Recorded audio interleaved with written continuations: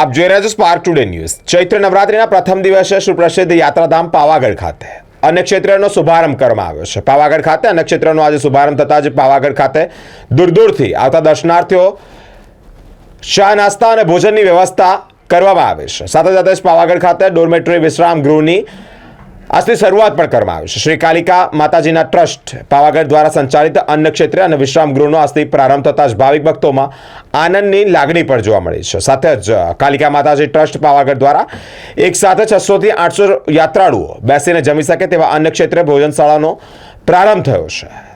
સાથે જ સ્થાનિક હાલોલના ધારાસભ્ય જયેન્દ્ર શ્રી પરમાર તેમજ જિલ્લા કલેક્ટર અને સ્થાનિક આગેવાનોની હાજરીમાં શુભારંભ કરવામાં આવ્યો છે। શ્રી કાલિકા માતાજી મંદિર ટ્રસ્ટ દ્વારા આજે પ્રથમ નવરાત્રિના દિવસે પાવાગઢ ધામમાં દર્શન માટે આવતા શ્રદ્ધાળુઓ માટે અન્ન ક્ષેત્રનો શુભારંભ કરવામાં આવ્યો છે। મોટી સંખ્યામાં મંદિર ટ્રસ્ટ આવનાર જે દર્શનાર્થીઓ છે એમની ક્ષુધાને શાંતિ પહોંચાડશે। અમારો પ્રયત્ન છે આવતીકાલે સવારે 7 વાગ્યાથી ચા અને નાસ્તો અમે આપીશું, 7 થી 9, 11 થી 2 વાગ્યા સુધી અમે ભોજન આપીશું અને રહેવાની વ્યવસ્થા પણ સાથે સાથે કરી છે। મને બધાની સામે કહેતા આનંદ થાય છે કે માય ભક્તોનો ઉત્સાહ એટલો બધો છે કે નીચે માચીની અંદર ટેમ્પો ઉતારીને સામાન જતો રહે ને કહેતો નથી કે કોણે મોકલાયું। મને તો આંખમાં પાણી આવી ગયું કે કહેવાય નથી રહેતો માણસ કે આ ચોખા કોના ત્યાંથી આવ્યા છે। મેં જોયું છે કે જલારામ મંદિરમાં વીરપુરની અંદર આવું બધું હોય છે।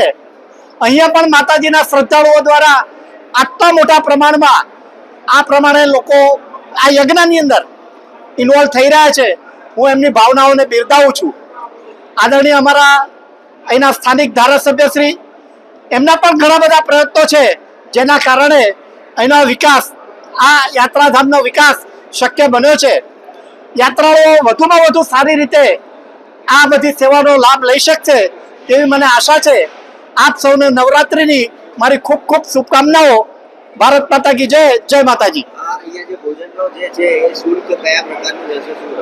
વ્યવસ્થાના ભાગરૂપે 20 રૂપિયા શુલ્ક છે જમવા માટેનું। સવારે ચા નાસ્તામાં પણ 20 રૂપિયા છે, ચા અને નાસ્તો પણ 20 રૂપિયામાં આપીશું। જે લોકોને રાત રોકાવાનું છે એમને પણ બેડરોલ જોઈએ, એક ગાદલું જોઈએ, ઓશિકું જોઈએ, ચાદર જોઈએ, ઓઢવા માટે ધાબળો જોઈએ, એ પણ અમે એને 50 રૂપિયા ટોકનમાં ગરમ પાણીની ડોલ સાથે અમે અહીંયાથી એમને પ્રોવાઈડ કરવાના છીએ। જે કિંમતની રીતે કશું ના કહેવાય પણ વ્યવસ્થાની રીતે ખૂબ મોટી વાત થઈ જશે। વિશ્રામ ગૃહ પણ આજથી જ ચાલુ થાય છે।